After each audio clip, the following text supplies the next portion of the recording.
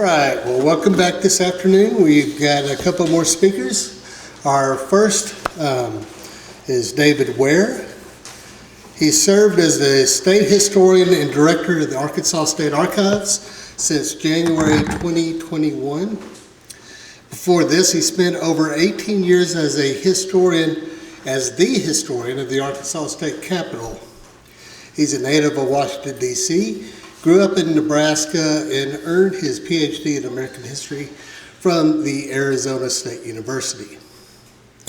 His career has included both academic and public history, as well as busking, rough carpentry, and an extended stretch in the oil patch. He's lived in Little Rock with his librarian turned archivist turned librarian wife, daughter when she's home from college, and their elderly Airedales in a small house filled with vintage model trains, veteran musical instruments, old cameras, even older clocks, and many books. Please welcome David Ware.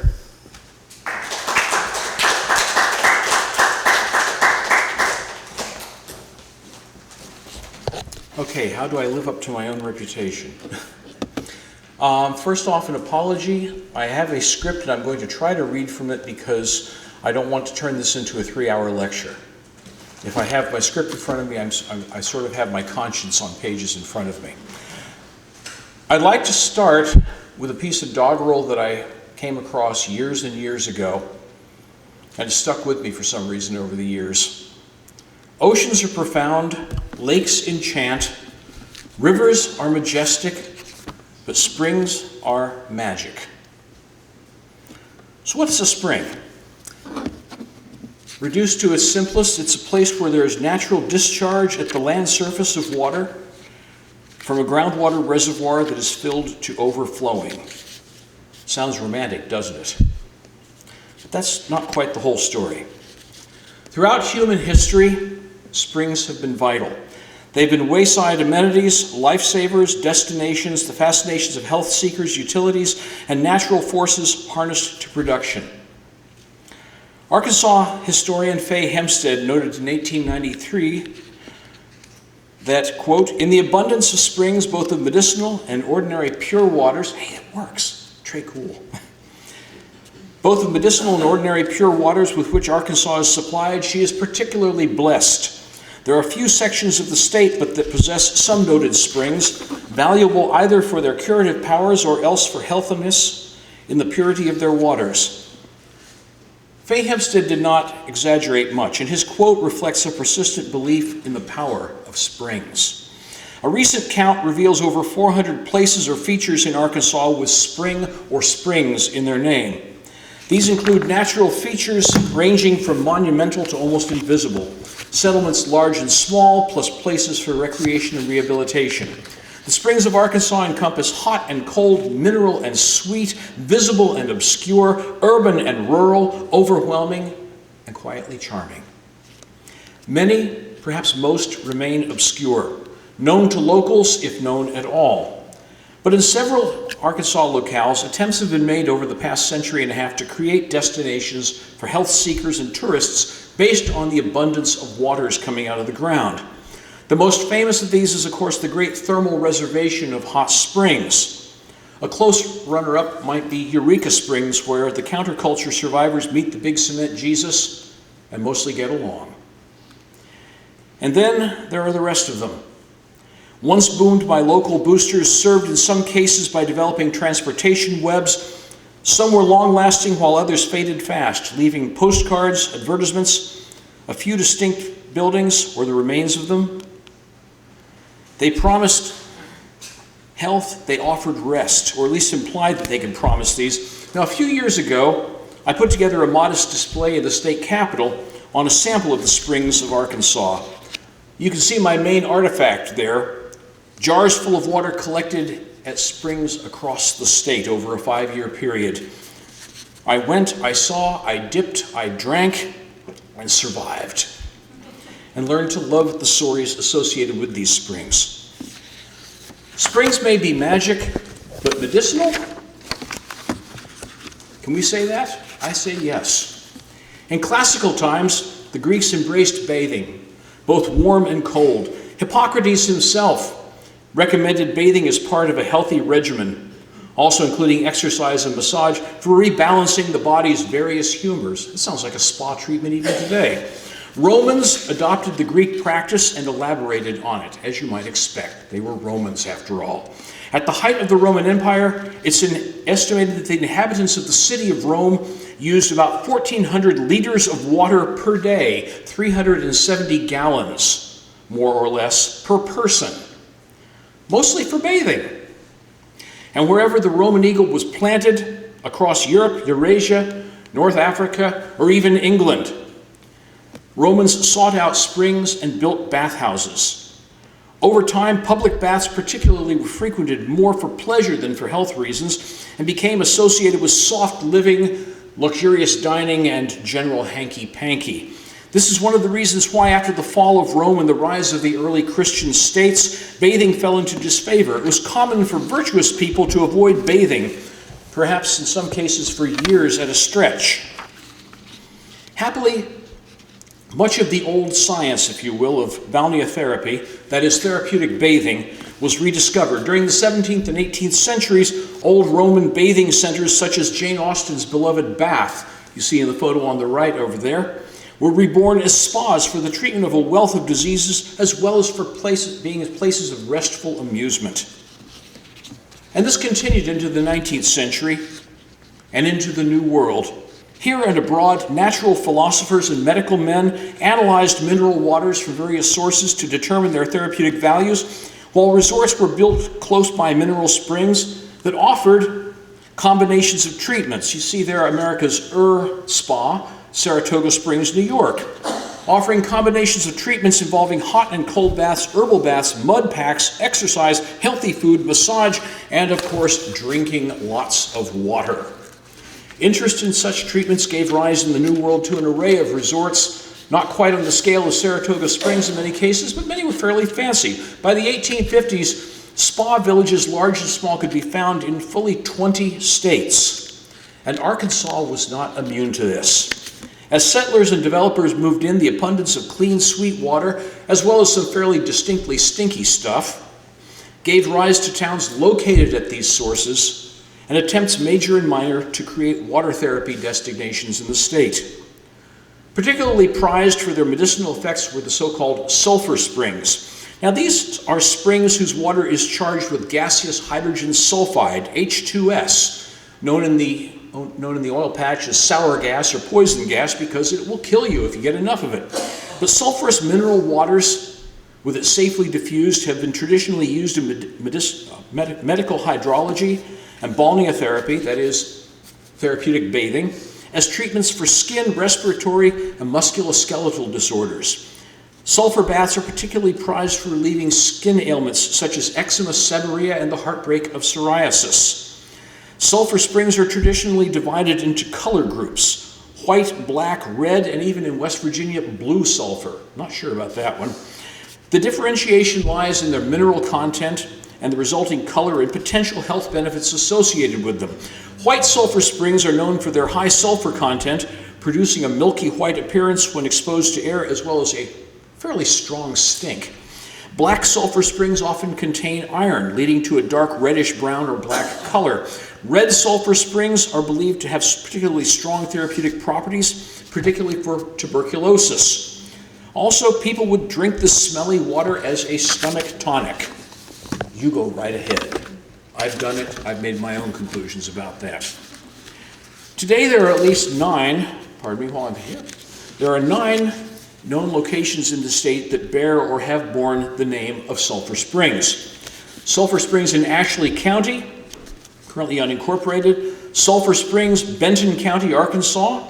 Sulphur Springs in Jefferson County, once known as White Sulphur Springs. Sulphur Springs in Johnson County, also unincorporated, formerly known as Union City.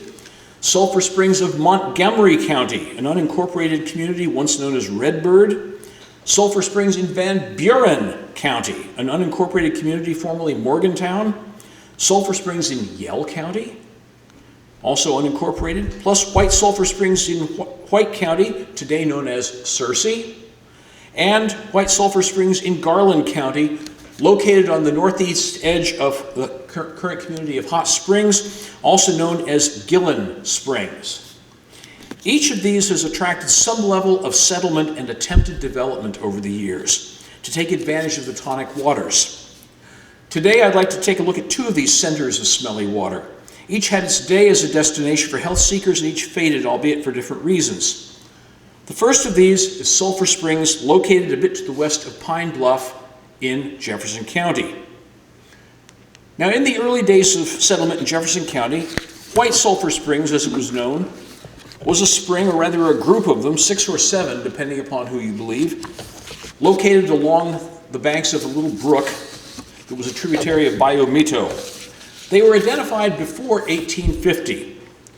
The spring's reputation drew folks from Pine Bluff and beyond. By 1855, there were churches out there, a store, 2 academies or colleges, 1 male, 1 female, as well as a largish hotel. I've not found any images of the place, but it's not hard to imagine. Basically a country crossroads, slightly hilly on the edge of the Arkansas River floodplain, but high enough above it so it would be a little bit cooler in summer, or at least you can believe it would be, and less prone to snakes and bugs. If not utopia, then at least a place of some relief. And quite honestly, in summer in Arkansas, a little bit of relief, that's utopia in itself.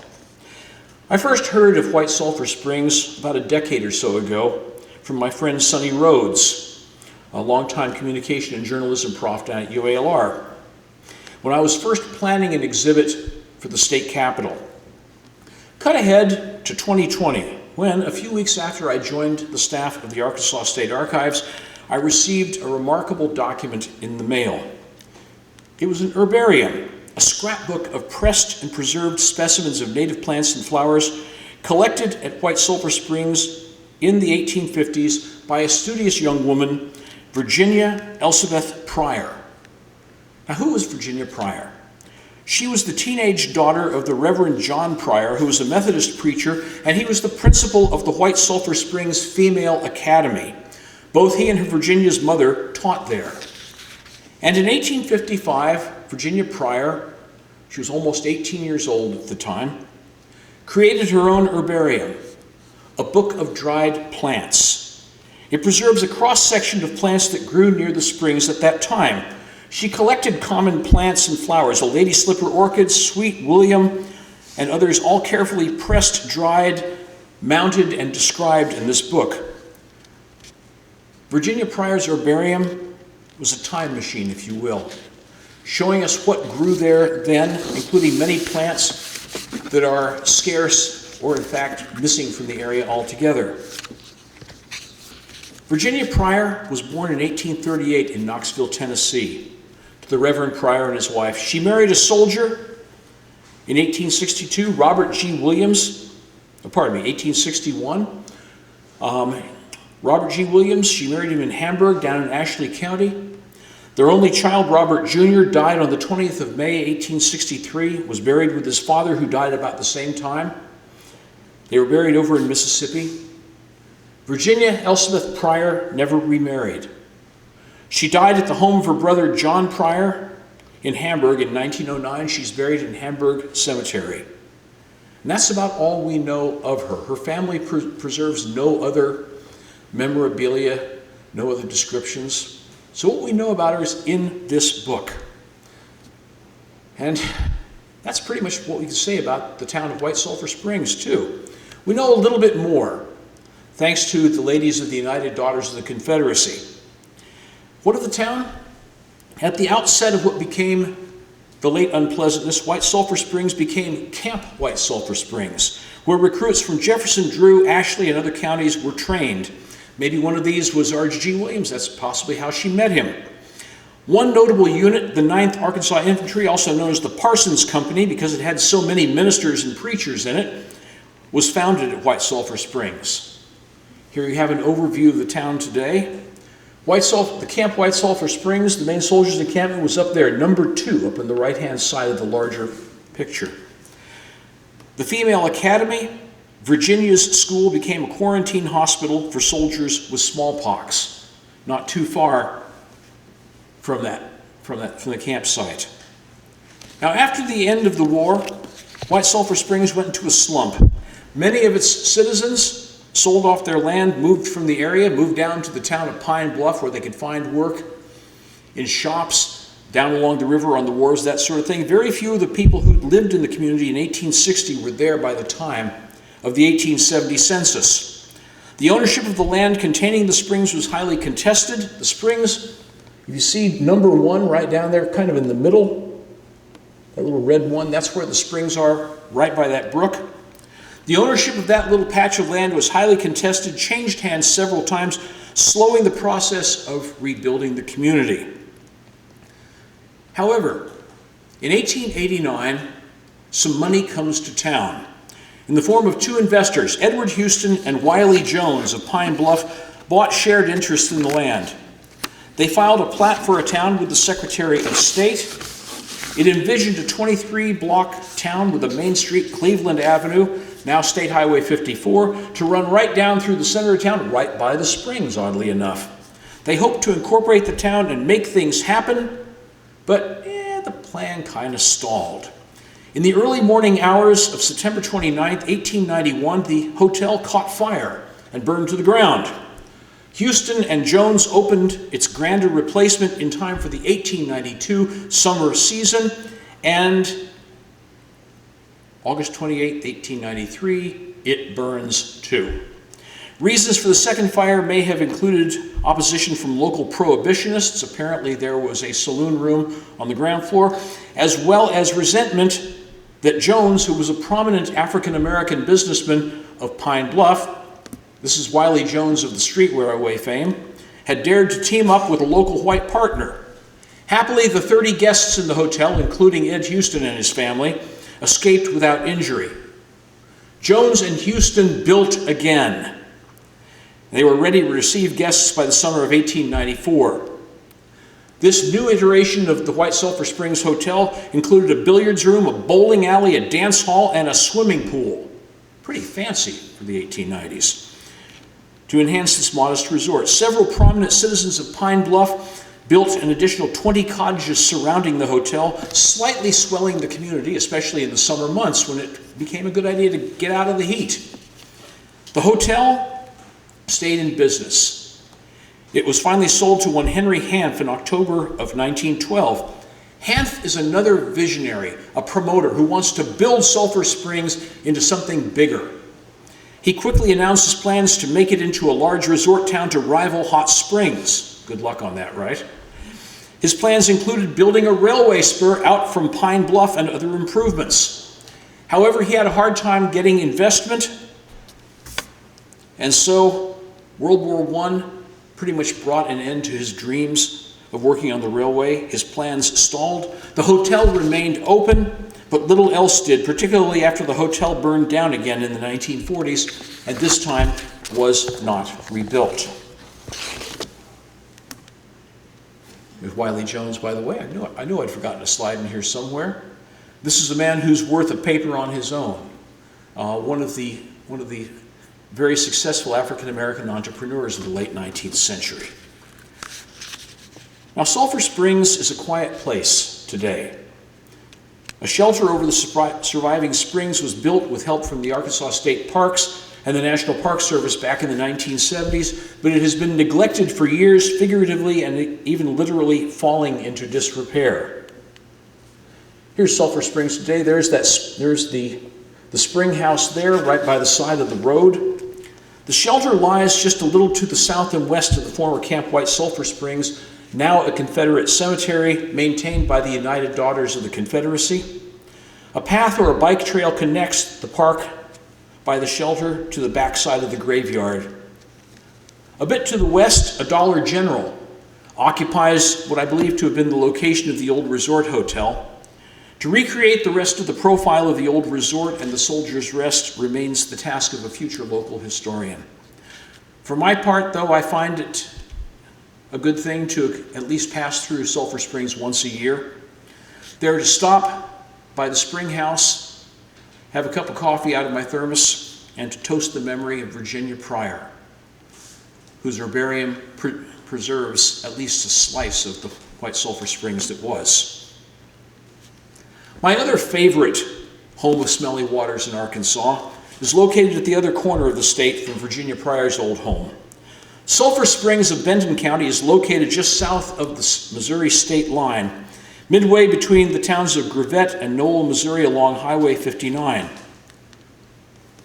Today its population hovers around 500, and that's pretty much as big as it's ever gotten. But in its day it was a small but lively health resort, one born of odorous waters and nurtured by easy access, one that boomed a little, then busted a little, but has not quite faded away. Now, Sulphur Springs was not among the earliest settlements of Benton County. In 1870, the land that is now Sulphur Springs was farmland owned by a family by the name of Whinery. The Whinerys noted that they had natural springs on their property on a patch of land that led down to a small creek that ran through their land. The natural springs attracted the attention of those seeking remedies. By the mid-1870s, enough people had accumulated close by the springs to make the beginnings of a town. It became a community, enough of one to establish a post office in 1878. There were those springs on a gentle slope just south of Butler Creek. There were a handful of sulfur springs. Across the creek, a little to the west, was another. This one was sweet. It was later tested, revealing that it was what you call a lithia spring. That is, one whose water contains lithium carbonate. Word of the mineral springs spread,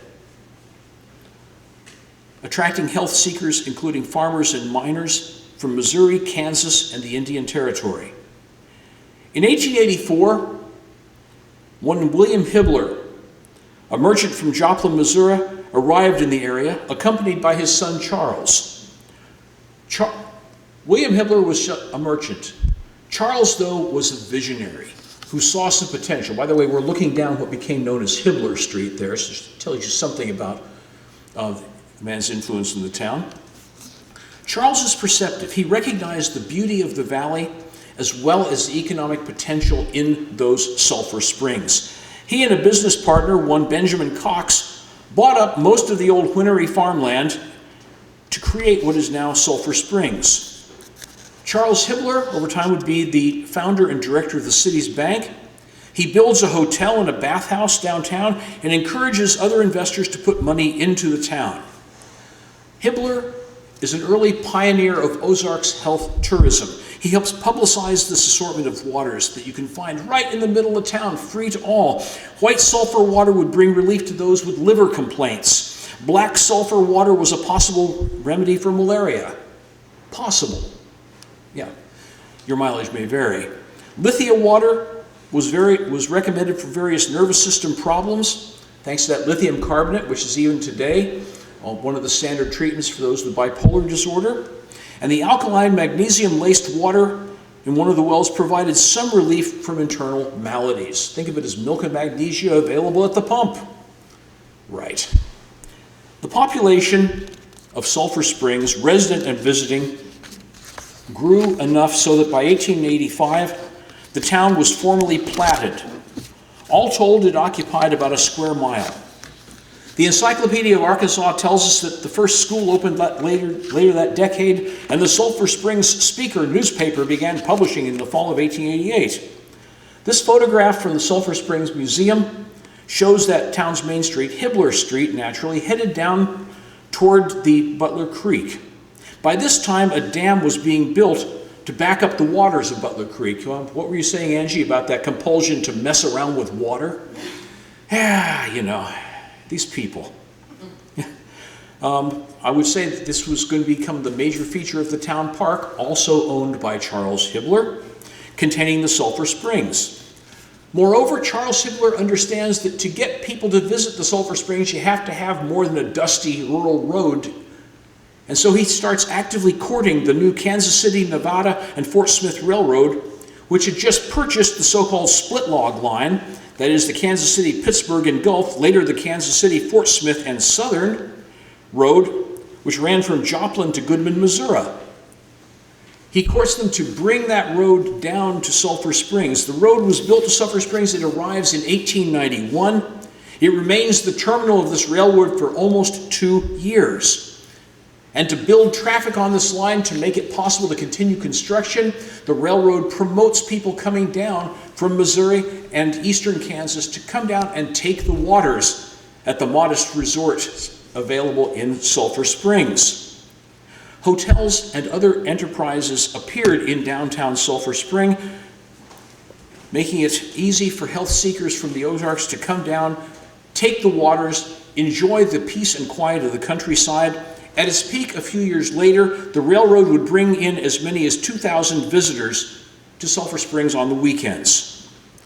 The hamlet grew, by the way, railroad, did I say railroad? There you go, getting ready to cross the Arkansas line. The hamlet itself grew, although not by much. The census of 1900 shows a population of about 315, which is not that far removed from the real population today. In the main street, one found a mix of frame buildings. There's the people getting off the train. You have downtown Sulphur Springs here. You have frame brick and stone buildings, a bank, a handsome stone station, a brick schoolhouse, and a fine commercial block. That's Charles Hibbler's business block, by the way, all added to the sense of prosperity. A bottling plant meant that the healing waters, come on you, there you go, the healing waters could be sent abroad or take some home with you when you get back on the train.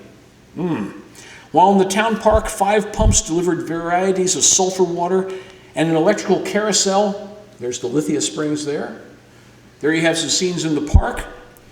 An electrical carousel provided some idle, healthful fun. A footbridge at the end of the park took people across over to the Lithium Spring, while Lake La Balladine, fancy name for a dammed up creek, offered a swimming hole with a high dive board, rowboat rentals, and an island that featured a dance pavilion as well as roller skating.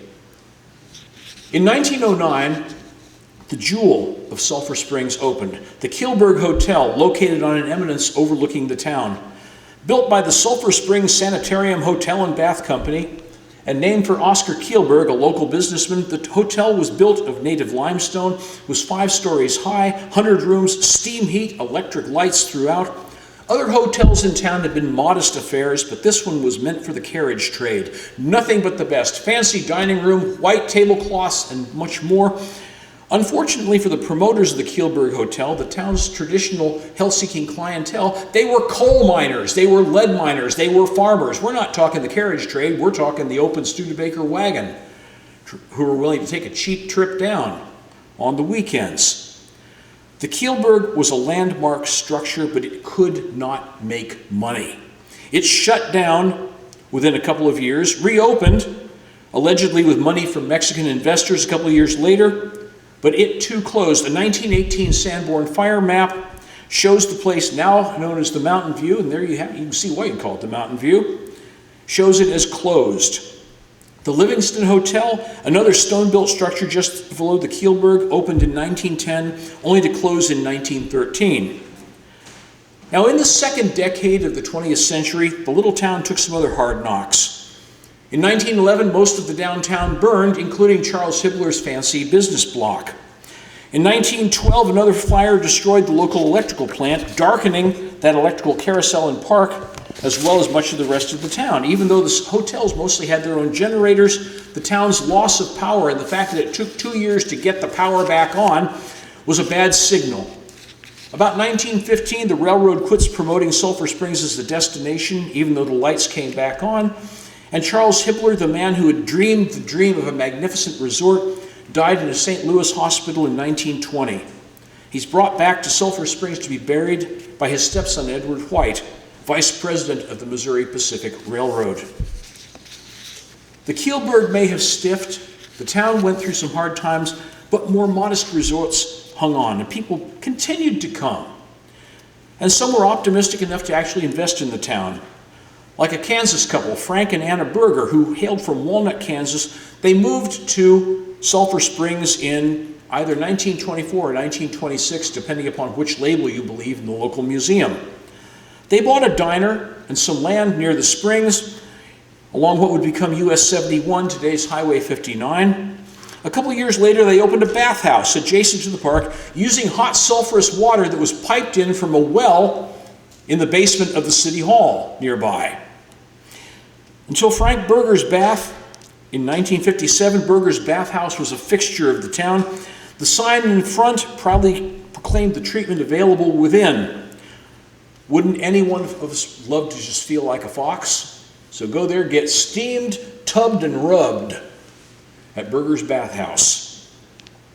Another revival of the 1920s was evangelist John Brown, who had earlier opened John E. Brown College in Siloam Springs. In 1924, Brown bought the former Kielburg Hotel, along with most of downtown Sulphur Springs, and opened what he called John Brown University.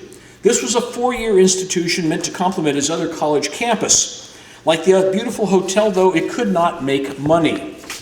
Brown tried running the Sulphur Springs campus as a high school academy, a junior college for women, but managed to irritate the sound of Sulphur Springs by doing things like closing the town park, forbidding dancing on Sundays, and so forth.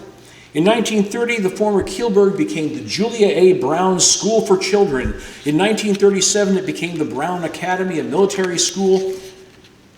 On January 2nd, 1940, the Grand Old Hotel burned. It was rebuilt, though, although only to the second floor. And there it is today, over on the right. Thus truncated, it became home to the Wycliffe Bible Translators organization. Today, it's owned and used as a warehouse by Hendren Plastics. The building is not so striking as once it was, but it's there nonetheless. And I would say, ladies and gentlemen, so is the town. It's not much smaller than it's ever been. There are still people who live there. There's not much in the way of businesses, but there's a pretty good cafe downtown, and there's a great Mexican restaurant just across Butler Creek and headed out towards Knoll. The town boasts a good small museum located in the former Berger bathhouse, including the restored sign. And the park and springs are there too, although the springs are for the most part capped. Down Butler Creek, the Lithia Spring has diminished, but it still flows as well. There's no more elegant dining at the Kielburg, but as I say, there are a couple of places to eat still in town. Most of the old business blocks are empty. They are waiting for someone to come in and open businesses there. And Charles Hibbler's grave is up in the old GAR cemetery. It needs a little help. But there's life in Sulphur Springs. There's a Facebook page of Historic Sulphur Springs that's run by a young 20-something who's moved there and has fallen in love with the spirit of the town and the surrounding countryside. And while there's life, there's hope. The town has people in it who want to keep it alive and want their stories to be told. To conclude, I still think that piece of doggerel that I learned years ago is true. Springs are magic. Magic particularly in how they were and are able to provide an organizing principle or hook for a town, for an enterprise, for people's dreams. Some of these ideas, some of these developments disappear. Some thrive, like Hot Springs or Eureka Springs. And then there are others, like Sulphur Springs, that occupy that middle ground. Ironically, in recent years, researchers have discovered evidence suggesting that some of the old claims of the water cure business were at least reasonable. Lithia Springs, of course, yield lithium carbonate, long a therapeutic agent for treating mood disorders, particularly bipolar disorders. More than one of my friends got through graduate school with daily doses of lithium. It seemed to work for them. Sulfur compounds and baths are still recommended by dermatologists for a host of skin and scalp conditions. And the regimen of relaxation, exercise, eating sensibly, and drinking something healthy, even if it's slightly smelly, is a big part of what we are told by doctors to do today in order to live a good, long life. So maybe Hippocrates had it right. Maybe Charles Hilberg had it right. Maybe Wiley Jones and Ed Houston had it right. And we might do well to emulate what they suggested. Thank you very much.